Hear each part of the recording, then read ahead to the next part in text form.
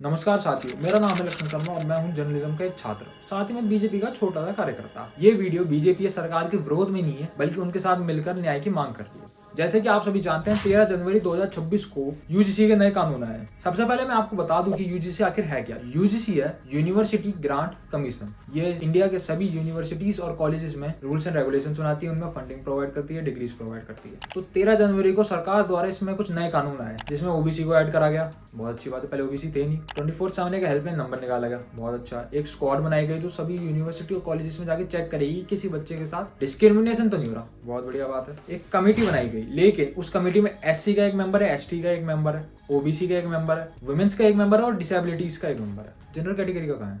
Discrimination तो यही कर दिया सरकार ने, जनरल कैटेगरी का ना रख के। ये तो एक तरफा न्याय, एक तरफा कानून है। जनरल कैटेगरी वालों के साथ डिस्क्रिमिनेशन नहीं हो सकता क्या? अब जेएनयू, बीएचयू जैसी बड़ी यूनिवर्सिटीज पे ही देख लो आप, उनकी दीवारों पर क्या स्लोगन लिखे गए थे? ब्राह्मण तुम्हारी कबर खुदेगी बीएचयू की धरती पे, Brahman and Baniyas we are coming for you, leave the campus. 2024 में मुरादाबाद की यूनिवर्सिटी, अशोका यूनिवर्सिटी, उसमें एंटी ब्राह्मण स्लोगन्स बोले गए थे। तब यूजीसी ने आके बंद कर ली थी, तब उन्हें डिस्क्रिमिनेशन नहीं दिख रहा था। मतलब ब्राह्मणों के साथ डिस्क्रिमिनेशन नहीं हो सकता, प्रकाश वालों के साथ डिस्क्रिमिनेशन नहीं हो सकता, ऐसा सरकार और यूजीसी को लगता है। और सिर्फ यही नहीं, ये जो कानून आए इसमें ये भी है कि अगर कोई दलित छात्र झूठा आरोप लगाता भी और वो साबित भी हो जाता है कि वो झूठा है, तो उस पर कोई एक्शन नहीं लिया जाएगा। लेकिन जिस छात्र पे आरोप लगेगा उसे पेनल्टी भी देनी पड़ेगी, उसके ऊपर एफआईआर भी होगी, उसकी डिग्री भी रद्द की जाएगी और यूनिवर्सिटी भी उस पर एक्शन लेगी। अगर नहीं लेती है तो यूनिवर्सिटी की फंडिंग रोक दी जाएगी। ये कहाँ का न्याय है? आरजेडी के एक स्पोक्स पर्सन है कंचना यादव जी, वो तो काफी पढ़ी लिखी है, काफी बड़े पद पे है। उन्होंने भी ये बयान दिया कि अपर कास्ट वालों के साथ सही हो रहा है। उन्होंने पिछड़ी जाति वालों को बहुत सताया है, उन पे झूठे केस ही लगने चाहिए।